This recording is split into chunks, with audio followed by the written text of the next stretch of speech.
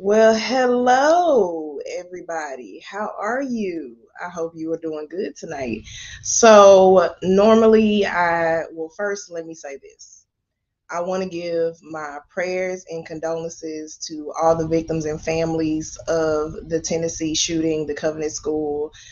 It's a very sad situation, as with all of the school shootings, and I don't speak on them much because they are extremely emotional and I get really emotional.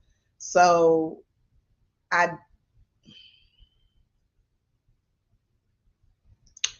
I don't speak on them much, but I came across a documentary and it's called Echoes of Columbine.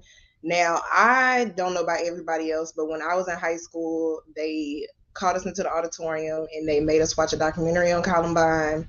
I have had active shooter training both in a school setting and at a previous job. I have worked at a school before, and I have been in a situation where there was a possible shooter. So I know the fear, but I cannot imagine what these families are going through. I can imagine what these students are going through, these babies. It's just so sad. So I am praying for all of the students, all of the teachers, all of the staff, everybody involved, not only in the Covenant School shooting, but all of the school shootings that we have experienced. And I really hope and pray that we can put an end to this and an end to gun violence. So I wanted to come on and do a watch with me because I came across this documentary called The Echoes of Columbine. And I think it's a really good documentary, and I think it explains a lot. I think it has a lot of good points, a lot of good material. This video is used for educational purposes only. Okay, this is educational purposes only, and I want to give viewer discretion because there are a few clips of school shootings of Columbine. So I do want to give that viewer's discretion. So I am going to make myself small and I'm going to make the documentary big. And we are going to watch it together. And I may pause, not much, but I may pause if I feel like I agree on something or if I feel like I need to say something.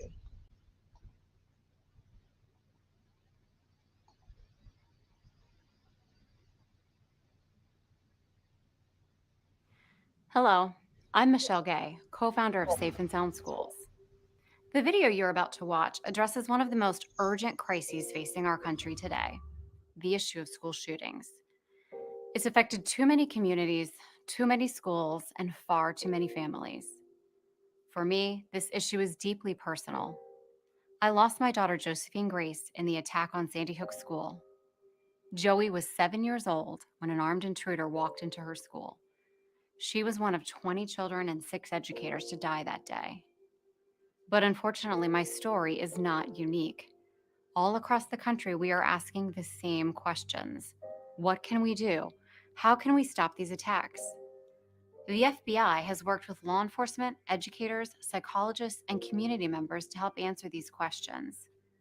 What they found is that though there's no single profile of a typical shooter, there are patterns and behaviors that we can all see and act on before tragedy strikes.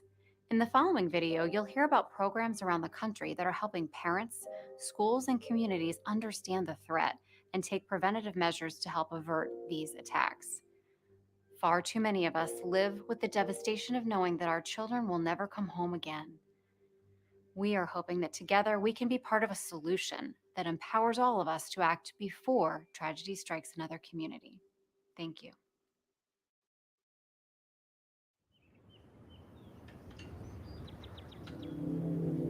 I really enjoyed attending Columbine. I enjoyed school, I enjoyed my friends. Rebels for life. It felt safe. Things were good. Bleed blue and silver. All that. Jefferson County 911. Yes, I'm a teacher at Columbine High School. There is a student here with a gun. Has anybody been injured, ma'am? Yes. Okay. Yes. And the school is in a panic, and I'm in the library. I've got students down under the tables, kids. Heads under the tables. Smoke is coming in from out there, and I'm a little bit. The gun is right outside the library door, okay? We need police here. Gunfire is erupting. Tears started streaming down my face. When the first bullet hit, It just took out a chunk of my shoulder. Police say 14 people may be injured after shots, explosions, and a fire were reported at suburban Denver's Columbine High School. I could hear screaming and just gunshots. Lots and lots of echoing gunshots. And we still didn't know, like, really what was happening, just that gunfire kept going off, and it was boom, boom, boom. There's a lot of blood in the environment. There's like a metallic taste in the air. There's some bodies under some of the tables. Nobody was trained for this. Nobody prepared for it. Nobody knew to be ready for it. Back then, we believed this is a SWAT thing. Hold the perimeter. SWAT gets there, we'll take care of it. And man, did we have the wrong plan in place. Columbine, 49 minutes, 13 dead. It was a high school attack that shook the country. Kids killing other kids. I think tonight we owe it to the people of Littleton and to the families involved in this tragedy to let them go through the grieving, and the rest of us have a responsibility to do everything we can to prevent anything like this from happening again. 2 decades later, what have we learned? What do we know about confronting this kind of attack? And how do we keep it from happening again?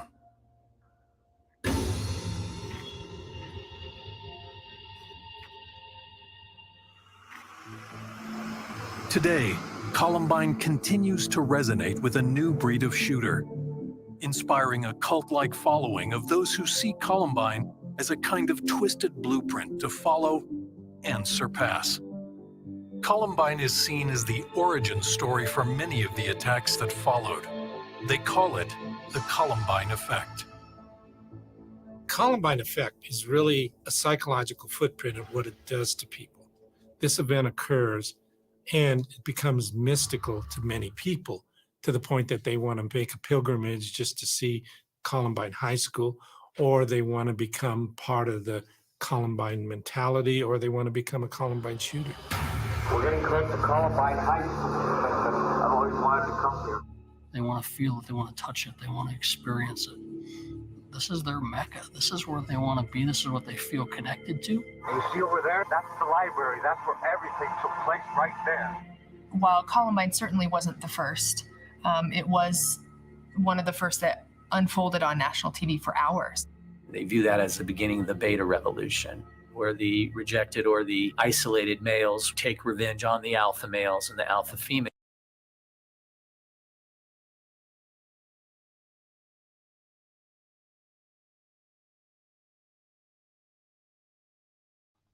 I definitely had my mic muted. But one thing I did want to agree with that they're saying is Columbine was definitely not the first school shooting, but it was the biggest one. It had the most coverage. It was national. Like I said, they made us watch a documentary of it in high school. Like, you had people going around to different schools telling the story. They had survivors of Columbine come speak to us. They had documentaries. They even have made movies. So that's why it's important, and that's why I wanted to watch this documentary, because the Columbine Effect is really a thing, and they're going to get more into it. But you have these school shooters that want to be like the Columbine situation. They want that coverage. They want that attention. They literally have like burned into their brains, like, I want to do this. And it's so sad.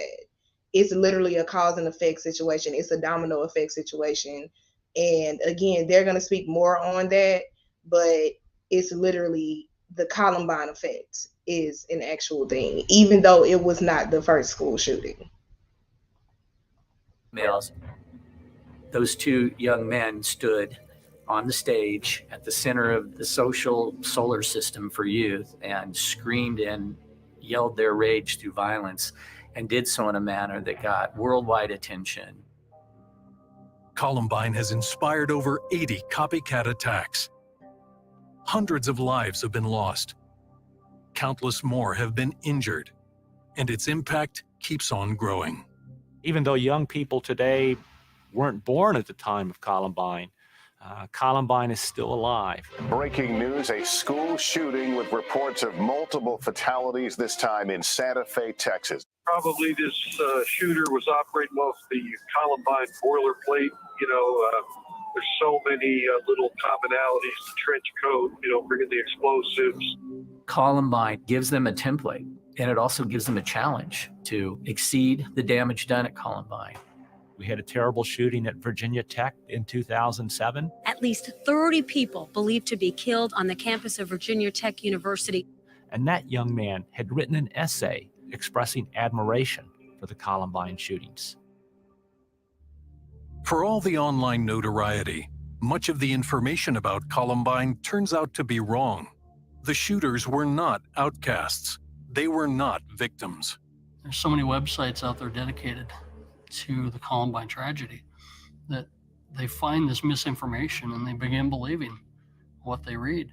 Most of them believe that. And that's another thing, is a lot of people believe that school shooters are outcasts or they may have been treated badly in school, but that is not always the case. And we listen to the media and we're taught that, these two shooters were outcasts. They were teased, they were bullied, all these things happened to them, but that's not always the case. Sometimes people just literally mentally want to harm people, even people who have been nice to them. Like, it was recently discovered that Audrey Hale, who was the shooter in the Covenant School shooting, reached out to Miss Patton, I can't remember her first name, and sent her DM saying that, she was going to commit suicide, a suicide situation was going to happen, and that she loved her. So that goes to show, like, and the way it was written as if she was a friend, because you can see a little bit of the person responding saying your life is worth so much more. So there was the fact that she even did that and had someone to send that to, goes to show that they were not a complete outcast. She had someone to go to. And I've been trained in suicide prevention, and I can't even tell you how many times I have had to talk somebody down. And there's a certain way you have to do that. And I'm not going to get into it on this video, but if you guys want to hear more about it, then I will make a video on it, because I have been in the situation before. So don't always assume that a school shooter is an outcast or they were bullied or people did something to them. That is not always the case. What happened here was a result of bullying. These kids were not bullied. They never once mentioned bullying. We need to change that story that's out there and quit glorifying them. Since 2000, there have been over 50 active shooter incidents targeting schools, nearly a quarter of them resulting in mass killings. But creating a profile of the average school shooter isn't easy. In fact, it may not be possible at all. You can describe a kid who's depressed and alienated and narcissistic and plays violent video games, and he's a victim of bullying, and maybe he wears black trench coats. The problem is every high school is going to have kids fitting these profiles. The FBI's profiling units concluded that profiling wouldn't work for school shooting. While profiling doesn't work, a series of studies over the past 20 years found that many school shooters do share common characteristics. One of the first steps is always a perceived injustice on the part of the attacker.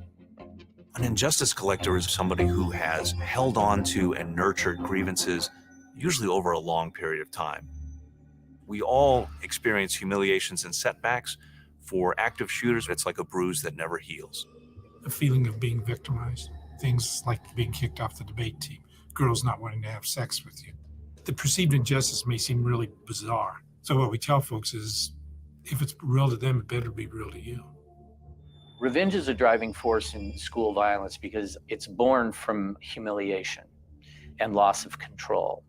Ultimately, the desire is to regain control. Often, school shooters are looking for their 15 minutes of fame, media attention that will give them recognition, no matter how grim. We continue to have young people who are very troubled, alienated, withdrawn, who are looking for some way to make a statement about their frustration. And unfortunately, when they turn to the media, they see many examples that give them ideas. Shortly before 9 this morning, police responded to reports of a shooting at Sal Castro Middle School. Police detained a 12-year-old girl and recovered a weapon. Somebody who is feeling marginalized and who's maybe contemplating an act of violence is recognizing that that shooter is getting infamy and notoriety, which is really appealing to them. Most school shooters, like all active shooters, don't have a background in crime or. And let me just say, it is definitely sad how people will literally go to the great lengths to do something as horrific as a mass shooting or a school shooting, a mass shooting, just to get attention from the media. Like, they literally crave and want attention so bad to the level of Columbine that they are willing to do this. Like, a lot of, in most cases, like they're saying, these people just want attention. They want to be on the news. They want to be known for something. They want, when you Google them, they literally want you to see the mass shooter of such and such school. And that's sad. That's sad. Like, why? I can't even fathom. Like, I can't wrap my head around why. I know a lot of people can't wrap their head around why.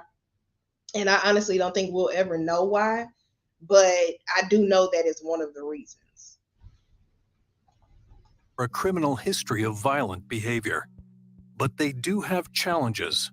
25% of the attackers had a mental health diagnosis prior to the attack, but there was evidence of mental issues in about 61% of the attackers. So while they didn't have an official diagnosis, they may have been struggling with mental health issues. Mental health issues by themselves aren't predictive of anything, but they may factor in. Anxiety, depression, and hopelessness may all amplify a potential shooter's grievances. Shooters on average experience about 3 or 4 stressors in their life leading up to the attack. Instability in the home life, domestic violence, family violence, financial issues. There's tons of motivators. Suicidal risk can oftentimes play a part. About 90% had some evidence of suicidal ideation prior to the attack. Oh, hey, I was just going for a... Beyond individual psychological stressors, another catalyst lies out on the internet. Almost all attackers find inspiration in the attacks that came before. Each one is more likely to trigger others. Potential shooters don't just get interested in previous attacks. They're fascinated. They study them in detail, collecting books, articles, video clips. But even for someone with these characteristics, the path to violence is most often a long trajectory. Over 77% of all active shooters, including school shooters, spend days, weeks, even months getting ready. School attacks are not sudden or impulsive. They don't just snap. They consider, plan, and prepare. It's very methodical, and it takes time for them to plan their attack. And in that time, they often reveal their violent intentions. We call them pre-attack behavior indicators. There were statements that they made, things that they did that suggested a threat. We are getting word of another possible mass shooting, this one at a community college in Southwest Oregon, Umpqua Community College.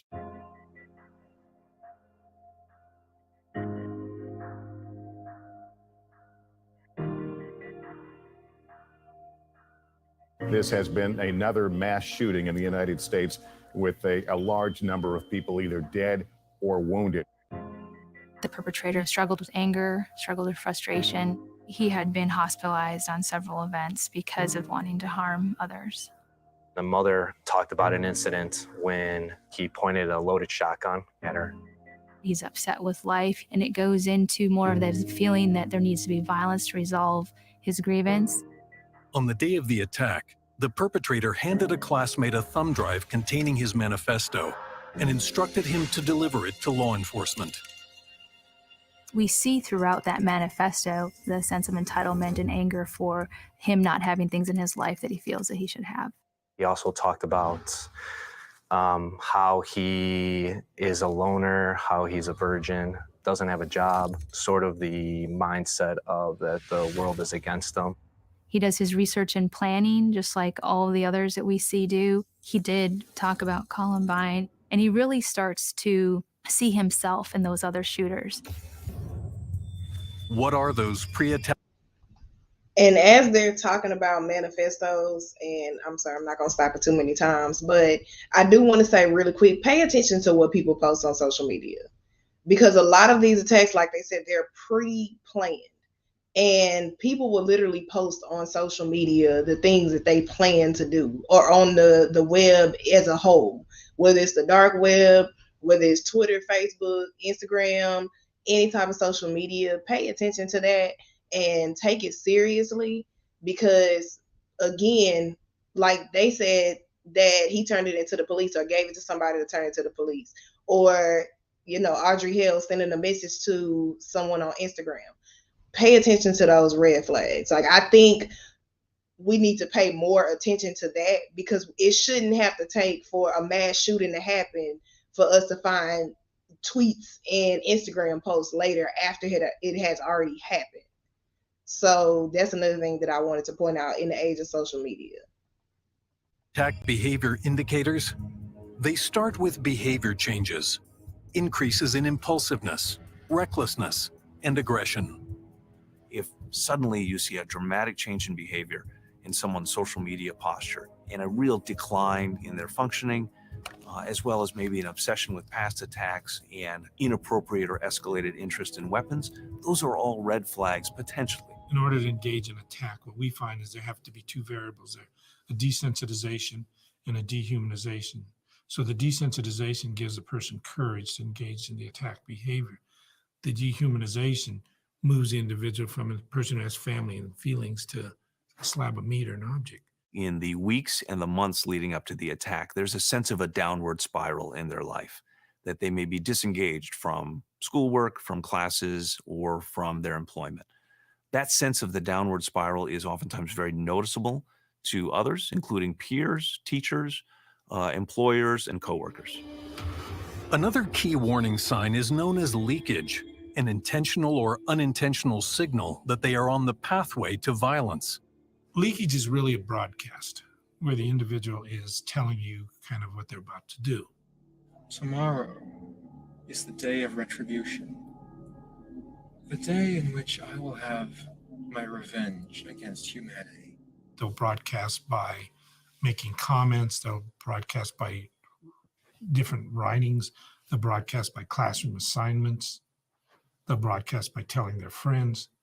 In the virtual world of the social media, they'll broadcast by posting things on, YouTube or their Facebook or websites, Instagram. A lot of these threatening remarks turn out to be not criminal in nature, but at some point, these individuals evolve. They cross that line. In about a third of the cases, the school shooter actually drafts a manifesto to lay out their motives.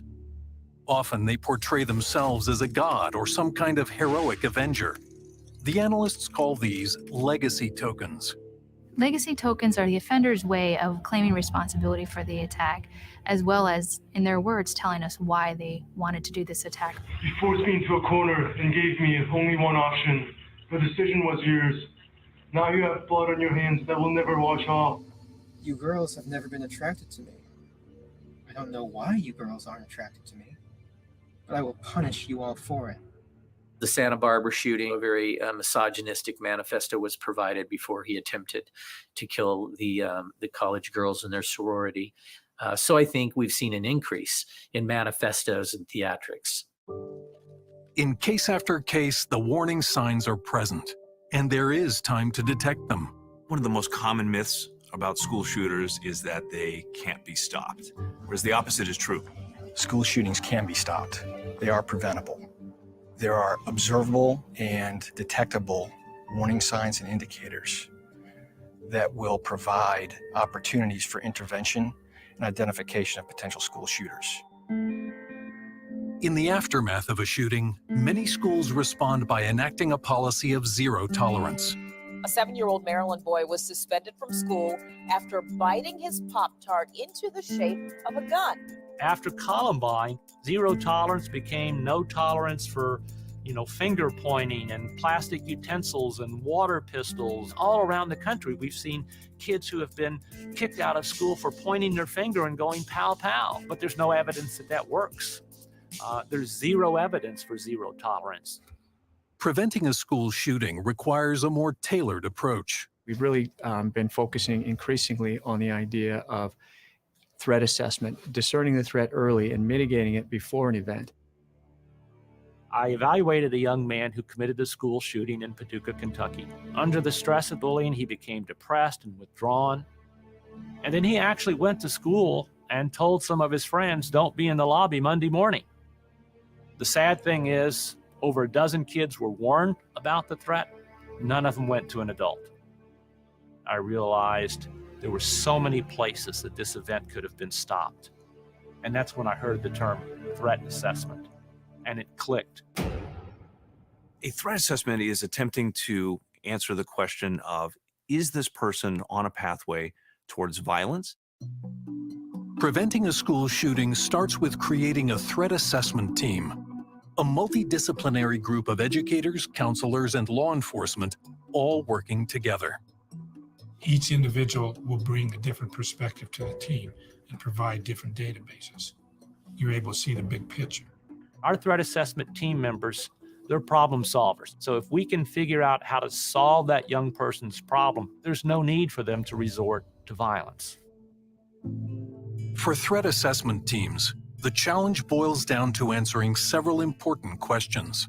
What is their behavior? Are they on a pathway toward violence? Have they acquired weapons, tried to recruit an accomplice? Have they engaged in some planning or preparation to carry out a violent act? To answer those questions, researchers have developed several basic threat assessment models. Got a technical background? Looking to The Kaiser model is a snapshot built around 20 questions, which identifies risk factors that increase the possibility a student will act out violently. The protocol drives the team to determine where there are levels of risk that need to be addressed through prevention, and that can be done very quickly with this system. The Virginia Student Threat Assessment Model focuses on whether the threat is transient or substantive. A transient threat they can resolve. They don't have to spend a whole lot of resources on it that they don't have. And substantive threats, they're going to take protective action. They're going to develop a plan. They're going to work with this young person to resolve the problem. A very small percentage of substantive threats, less than 10%, are very serious. Threat to kill, stab, shoot, commit what would be, an aggravated assault or a felonious assault. Anytime an individual demonstrates a proclivity or a desire to act out, no matter what the motivating factor is, we need to intercede, make contact, limit access to weapons. We'll hear schools say, well, let's keep an eye on this person. Can't do that. Pretty much the approach we take is if they're on your radar, you better have a countermeasure. If you rise to the level of significant concern in our environment, then we monitor you. We put safety plans in place. You may not be able to come back to the school you were at. You may have to get searched every day you come into the school. Law enforcement sometimes says, well, we can't do anything unless the person commits a crime, when in fact there are some things law enforcement can do. One of the effective things is what's called a knock and talk, where you just send a school resource officer and law enforcement person to talk to the individual. Because when you do that, that lets the person know you're on our radar and we're going to be monitoring you. With the threat assessment team in place, hotlines and apps are great sources for tips on potential threats. In Colorado, we have Safe to Tell. Following Parkland, we had 169 reports of planned school attacks in a 2-week period in this district. Safe Oregon is a program that was developed where students, parents, faculty can reach out via text messaging, mobile app, telephone calls, emails to a call center and report any type of behavior. Here in LA County, the Department of Mental Health has a 24/7, 800 helpline. You can do it anonymously. If you're scared to go to school principal or police officer or SRO, get on the app, report it. We really need to encourage them to come forward whenever they see a change in behavior. For us, the change of behavior is significant.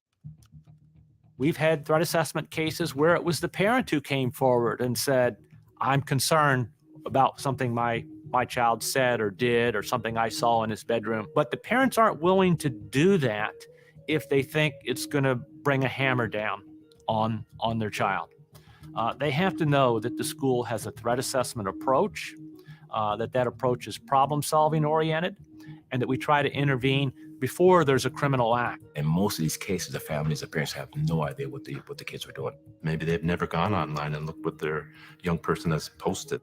Is there anything in their diaries at home? Is there anything in their bedroom? Well, the key is working with the families, communicating to them that the goal isn't necessarily to take the kid, arrest them, and incarcerate them, throw away the key, but rather to find the kind of help for that kid that would benefit them in the long term. And I think most parents are more than willing to do that. It's better to say something and have it not be anything than to have to live with the fact that you had a piece of the puzzle and then you were unable to share it with somebody. Every tip should be taken seriously so that nothing falls through the cracks. Clearly, when you look at Parkland, there were cues that were missed. And we need to do a better job of identifying those cues when they get reported to us. If it's important enough for them to call us and tell us about the issues that are concerning them, it's important enough for us to respond. Every threat is a kid waving a red flag saying, I've got a problem I can't solve. But these problems can often be solved with help from a threat assessment team by crafting an intervention plan, an individualized blueprint that steers the student away from violence. Some of the best strategies are actually providing assistance, sometimes counseling, sometimes alternative learning programs, and sometimes arrest and prosecution. We hope that every state will encourage schools to have threat assessment. And when schools realize how helpful it can be, they'll want to have a threat assessment team in their school. Threat assessment models can be applied at the university level as well, but it is more challenging. Colleges, by their nature, tend to be more porous, have open boundaries, and are inviting in members from the community. Unfortunately, what that allows is for an outsider attacker to penetrate into a college facility and be able to attack. But even in colleges, research has shown that there is usually a link between the attacker and the campus. We found that overwhelmingly, 91% of the attackers had some type of affiliation to the college campus.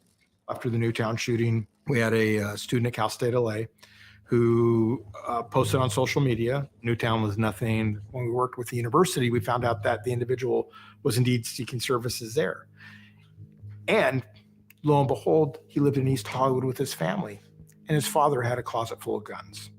We went to the house, determined the firearms were not properly secured. We removed the firearms, informed the family. The family had no idea that their son in college was making these postings.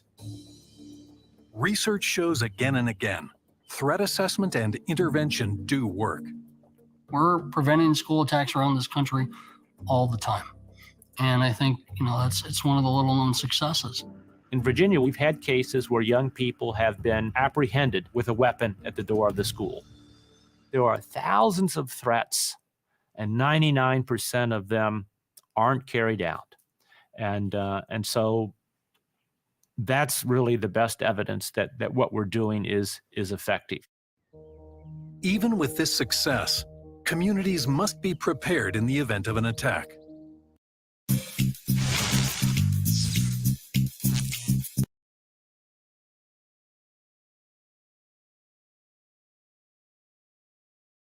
A year for 8 hours. And then to think, 10 months from now, when it's your day, that we're going to perform, it's insane. We're seeing too many communities around the country that still don't believe that these school shootings are going to happen. So it's time to step up, protect your community, protect your kids. People sometimes ask me, should the police and school people work together? And my answer is they have to. We don't want school folks to underreact to serious cases where law enforcement intervention is needed. And we don't want law enforcement to overreact to cases that are not serious. I say this to cops. If you don't have good relationships with your educators, fix it. Schools, if you don't have good relationships with your cops, fix it. Fix it right now before it's too late. After 2 decades, the echoes of Columbine still resonate with what we have lost and what we have learned. We have learned. And the documentary is almost over, but let me just say real quick, the situation with teachers having guns, I do not agree with that. I think it is a very dangerous situation because, I mean, look at what we're looking at with the 6-year-old who shot his teacher. Like, do we really think that's an effective method? What if some teachers aren't comfortable with guns? Like, giving teachers guns is not, I don't feel like it's the answer to the issue. And again, that's my personal opinion. Everybody has their own opinion. I just don't feel like that's plausible, especially if you teach in the elementary school and you walking around packing, got the gun in your purse. It's so easy for a child. I don't care how locked up it is. It's easy for a child to, what if they get a hold of that gun? You know, like I said, we just had a situation with a 6-year-old who shot his teacher. So I don't think that's the answer to the whole school shooting thing. Oh, teachers should have guns. No, I don't think that's the answer. But again, that's my personal opinion. Quite a bit about active shooters and how we can prevent these attacks from happening. What it involves is a partnership between bystanders, peers, teachers, family members, as well as law enforcement and mental health, all working together as a team to prevent these things from happening. Can I tell you that today, on this date and time, that a school attack is going to occur? No, I can't predict that it's going to happen, but I can prevent it. All we really need is one person who comes forward. It's rare to get a chance to actually save lives, but this is one of those times. We may never prevent every attack, but in hometowns all across the country, we can make a difference.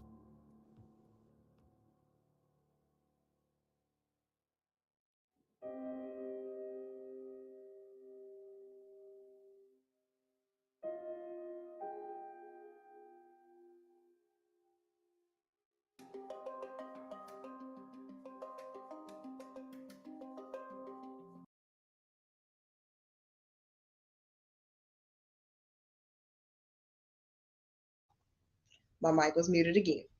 I thought that was a good documentary for people to watch. I've watched it a couple times. And again, you know, like I just said, I don't feel like the answer is teachers should have guns. I think we should just be more aware of the mental health of students. I think there should be more mental health professionals in schools. And again, you know, like they stated, there's no true method on preventing it, but there's more that we can do if we work together. I think that they should do better active shooter training because, again, from somebody who worked in a school, the active shooter training wasn't effective.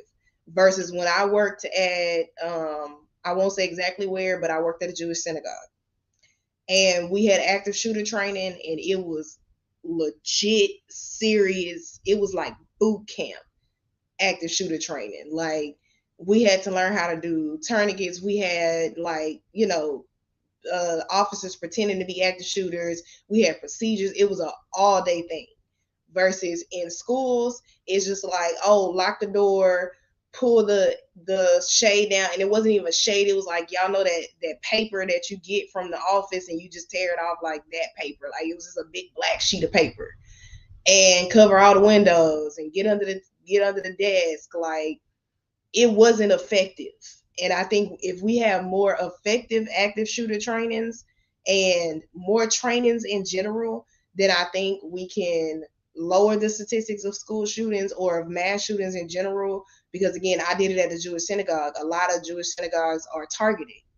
So I think that is the answer, or part of the answer, that will help, again, lower the statistics of this. So again, I hope this documentary was helpful. I hope it was informative. Like, I personally like this. I was like, let me share it with everybody. I did want to do a live. I didn't want to do a video. I did a live, but I did do it unlisted because I didn't want to get distracted from actually watching the documentary. I shared it with my patrons so that they can watch it live. So, you know, join the Patreon if you want to see more footage. I do post more on Patreon. I do talk about more things on Patreon. So I will be posting this and making it public. But again, you know, watch the full documentary. Like, it's very informative. So that is my Watch With Me movie night informative documentary, The Columbine Effect, or it's called Echoes of Columbine, and it came from the FBI website. So if you Google Echoes of Columbine, then you'll be able to find a documentary. But if you watch this video, then you just watched it with me. So until the next one, I will see y'all. Bye. Mwah. And again, prayers and condolences to all those who have lost their family, to the students, to the teachers, to the family members. And I am continuously praying, and I hope I can do anything that I can to support. So I will see y'all in the next one.